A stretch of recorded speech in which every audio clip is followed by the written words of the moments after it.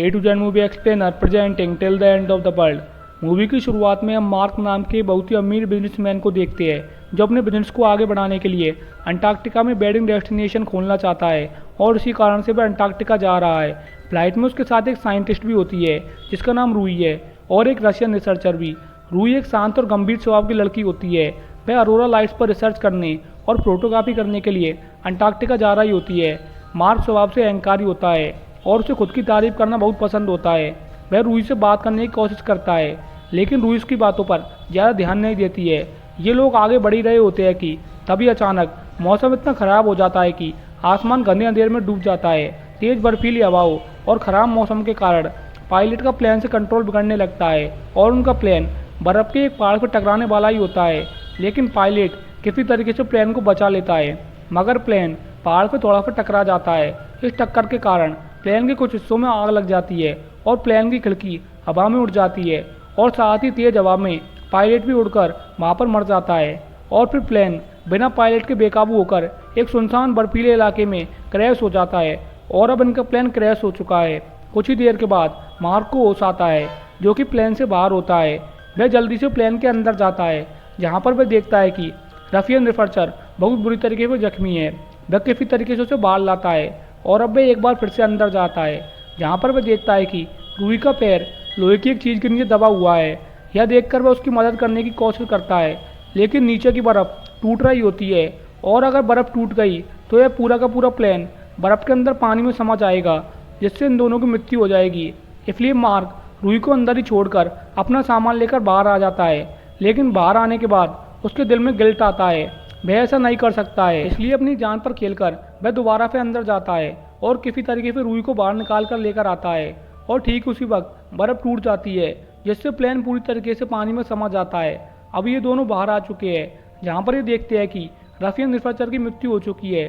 वही रूई का पैर बहुत बुरी तरीके से जख्मी होता है इसलिए वो चलने की हालत में नहीं होती है। मार्क इन दोनों को कैरी करके पास में कुछ ढूंढने की कोशिश करता है जहाँ पर इन्हें शेल्टर मिल सके। तभी वहाँ पर एक बहुत बड़ा तूफान आता है। रूई मार्क को जल्दी से ज़मीन के अंदर गड्ढा करने को कहती है जिसके बाद उस गड्ढे में ये चले जाते हैं। मार्क को बहुत गुस्सा आ रहा होता है कि हमेशा मेरे साथ ही ऐसा क्यों होता है। रूई कहती है कि तुम ही हो जिसने आज चलने की जिद की थी। अगर तुम एक दो दिन रुक जाते तो हमारे साथ ऐसा नहीं होता। मार्क बर्फ़ से बाहर निकलकर पहाड़ की चोटी पर मोबाइल के सिग्नल को चेक करता है पर इसका कोई फ़ायदा नहीं होता है। वहाँ पर कोई सिग्नल नहीं है। कुछ ही दूरी पर मार्क को एक घर दिखता है। ये दोनों मिलकर रशियन रिसर्चर को वही बर्फ़ में दफनाकर उस घर की तरफ निकल पड़ते हैं। लेकिन मार्क रूई को उठाकर चल नहीं पाता है और अचानक से नीचे गिर जाता है जिस वजह से रूई बेहोश हो जाती है क्योंकि पहले ही उसका पैर जख्मी था और दर्द न सहने की वजह से वह बेहोश हो गई थी। पर मार्क हार नहीं मानता है और किसी तरीके से उसे उठाकर घर की तरफ ले जाता है।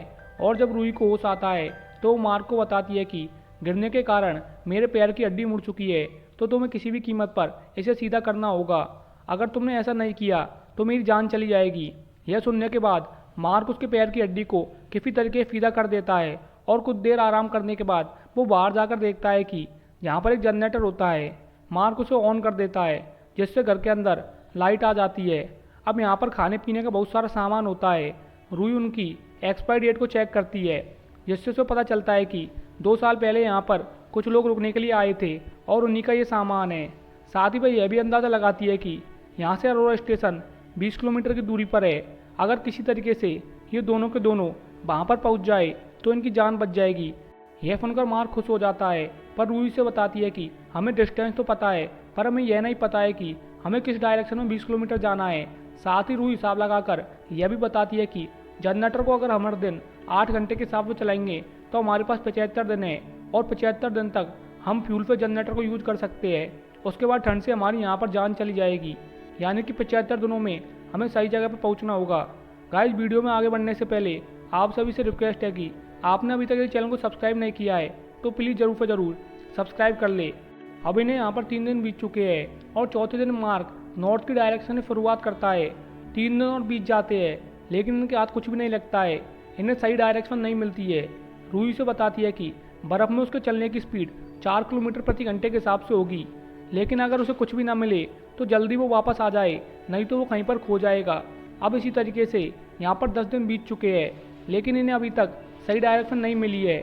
11वें दिन मार्क तय करता है कि वह ईस्ट की तरफ जाएगा और अगले 7 दिनों तक वो ईस्ट की तरफ ट्राई करता है, लेकिन अब भी इन्हें यहाँ पर सफलता नहीं मिलती है। साथ ही अब इनका खाना भी खत्म हो रहा है, इसलिए मार्क अब फिशिंग करने के लिए जाता है। फिशी एक ऐसी चीज़ है जो इन्हें यहाँ पर खाने के रूप में मिल सकती है। और जब वो फिश पकड़कर वापस लौट रहा होता है तभी अचानक नीचे की ज़मीन टूट जाती है और वो अंदर गिर जाता है। कुछ देर के बाद उसे होश आता है तो वह देखकर हैरान हो जाता है कि आखिर वह कहाँ फंस गया है। उसे यहाँ से बाहर निकलने का कोई रास्ता नहीं मिल रहा होता है। वह बहुत कोशिश करता है पर अब यहाँ पर वह फंस चुका है। अगले 2 दिनों तक वह यहीं पर पड़ा रहता है। अब वह समझ जाता है कि अब उसकी ज़िंदगी का अंत नज़दीक आ चुका है, लेकिन तभी उसे रूही का ख्याल आता है। वह खुद से कहता है कि मैं यहाँ पर ऐसे नहीं रह सकता हूँ, मुझे किसी भी कीमत पर रूही तक पहुँचना होगा और उसे बचाना होगा।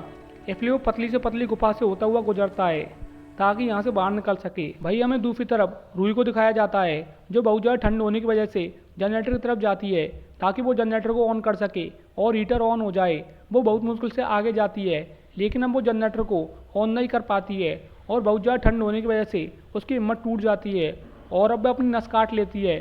भाई मार्क किसी तरीके से बाहर निकलने में कामयाब हो जाता है और वह किसी तरीके से यहाँ पर आकर देखता है कि यहाँ पर रूही नहीं होती है। जब वो जनरेटर के पास जाता है तो उसे रूही मिल जाती है जिसकी सांसें अभी भी चल रही होती है। वो उसे अंदर लाता है, साथ ही उसके पास जो फिश होती है वो उसका सूप बनाकर रूही को पिलाता है। साथ ही रूही से कहता है कि आज के बाद तुम कभी ऐसा मत करना, हमें हिम्मत से काम लेना होगा, हम यहाँ से ज़रूर निकलेंगे। अगले दिन मार्क वापस से मदद खोजने के लिए निकलता है। अब इन्हें यहाँ पर चौथे दिन बीत चुके हैं और रोज़ बर्फीली हवा में खुली आंखों से चलने के कारण उसकी आंखों की रोशनी जा चुकी है। हालांकि वो घर के पास है, लेकिन उसे दिख नहीं रहा होता है कि उसे किस तरफ जाना है। इसलिए वो ज़ोर ज़ोर से रूही को आवाज़ें लगाता है। रूही उसकी आवाज़ सुन लेती है, वह गेट के पास आती है, वो भी उसे आवाज़ें लगाती है और मार्क उसकी आवाज़ के संकेत से घर में पहुंच जाता है। अंदर आने के बाद वह रोने लगता है कि मेरी आंखों की रोशनी चली गई है।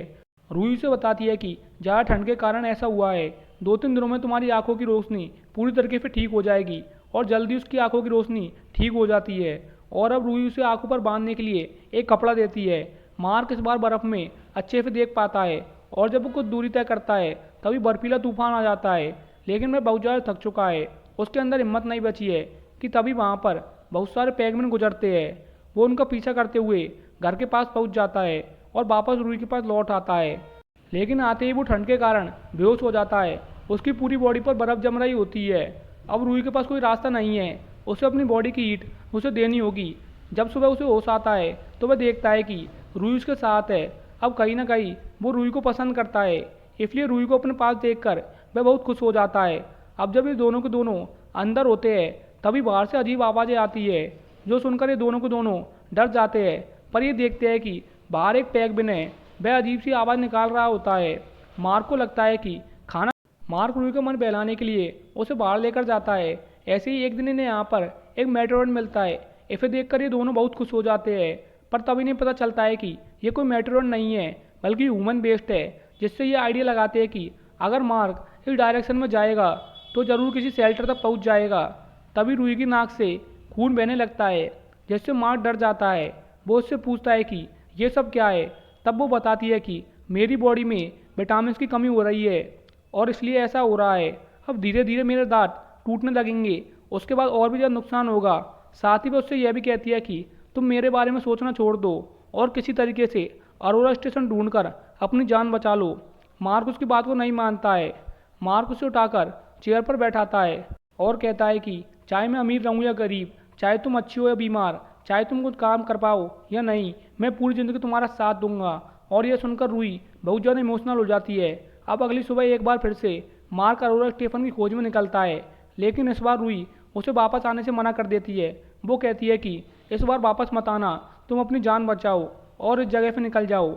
मैं नहीं चाहती हूँ कि मेरे कारण तुम्हारी जान चली जाए। पर मार्क उसकी बात नहीं मानता है और पूरे दिन चलता रहता है। तभी उसे कुछ दूर हलचल नज़र आती है।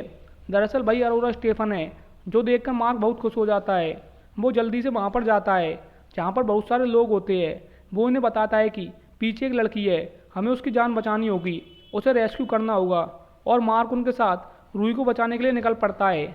जल्दी वो गाड़ी से उस घर तक पहुंच जाते हैं उसकी किस्मत अच्छी होती है कि रूही से मिल जाती है जो अभी भी जिंदा है। रूही को वापस पाकर वो बहुत ज़्यादा खुश हो जाता है क्योंकि रूही से वो बहुत ज़्यादा प्यार करता है। साथ ही अभी अपने घर पर भी आ जाते हैं, यानी कि इन दोनों की जान बच चुकी है। और इसी के साथ ये मूवी यहीं पर ख़त्म हो जाती है। गाइस, ये मूवी आपको कैसी लगी कमेंट सेक्शन में ज़रूर बताइएगा और ऐसे इंटरेस्टिंग मूवीज़ के लिए हमारे चैनल को सब्सक्राइब जरूर से ज़रूर कर ले।